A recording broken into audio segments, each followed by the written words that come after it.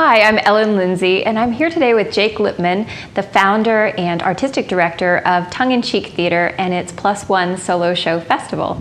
Tell me a little bit about Tongue in Cheek Theater. So I founded Tongue in Cheek Theater over 8 years ago now to produce thought-provoking comedies. How did it all start for you with the company, and why did you found it? Well, I'm a character actor, like a lot of people, and so I wanted to make sure I was always working on something that I found juicy and interesting as an actor. And basically I started with a script. I knew I really loved this play by Paula Vogel called The Baltimore Waltz. And so starting with that, I just figured, I'll see how that goes. I'll start this one production. It went really well, and from that point, subsequent productions followed, and here we are. What is the mission of Tongue in Cheek? The mission of Tongue in Cheek Theater is to produce thought-provoking comedies. To me, that means something that's got a little bit of heart, but also uses comedy to tell something a little bit deeper. Tongue in Cheek is an indie theater. How is the indie theater scene in New York, or how does Tongue in Cheek fit into that scene? Well, it's a thriving community. I know a lot of people who have their own production companies, and we're very supportive of each other. It's the kind of thing where once you've worked with someone once, you want to go and see their shows, see how they're doing, and then you end up working with some of the same people. Oh, would you recommend this actor? Do you recommend this designer, this director? It's very word of mouth, and it's very satisfying to see people put things up with a very shoestring budget and make magic happen every night. So you are the founder and artistic director of the company, but you also have another job outside of the theater. Can you talk to us a little bit about that and how that all works for you? Sure. So like most people, I have a survival job. It's hard to make a living just as working theater artist. So I work in finance by day, which is pretty comical to me, thinking back, because I have a major in French undergrad and then a master's in theater. So I parlayed that into being an assistant, and I worked for a couple different people over the years, and then ended up at this finance firm, and I've been there almost 8 years, and they've promoted me to being a manager. I manage about 20 support people, and I continue to support 2 very senior gentlemen.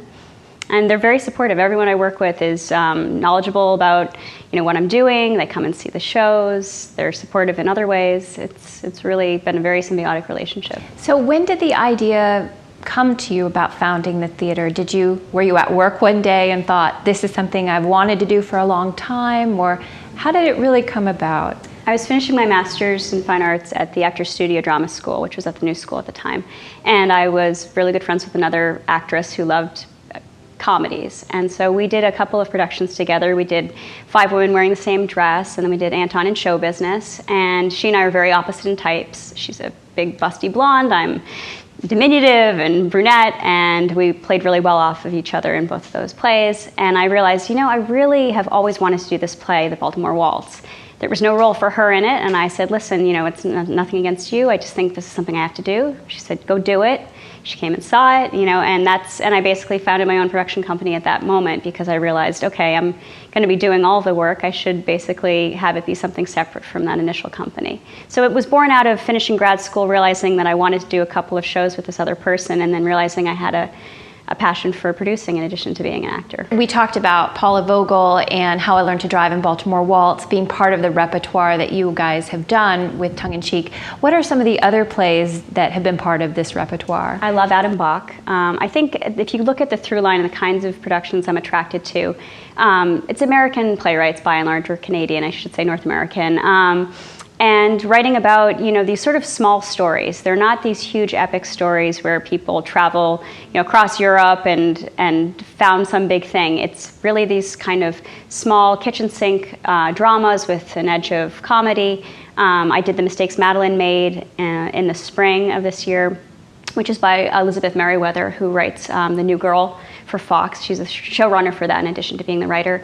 So a small office comedy, a small family drama, that tends to be kind of my hallmark.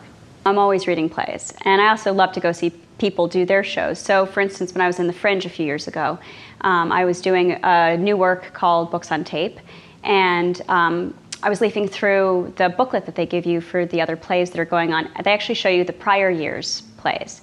And leafing through that, I saw an illustration for one of the shows. I thought it was really just charming and cute. I looked it up. It got great reviews. And I said, who is this playwright, Kate Hewlett? Couldn't really find out that much about her. I found another review. Turns out I know the person who directed that. reached out to him, got her email address. She sent me this other play she'd written called Humans Anonymous. I read it, and I did it the next season. It's these random sort of things. I'll go see someone else's play, and I'm intrigued by the playwright. I might find other plays by them that haven't been done that much, or that have been done, or that I've seen, and I kind of put them on my list of plays I want to do at some point when the stars align.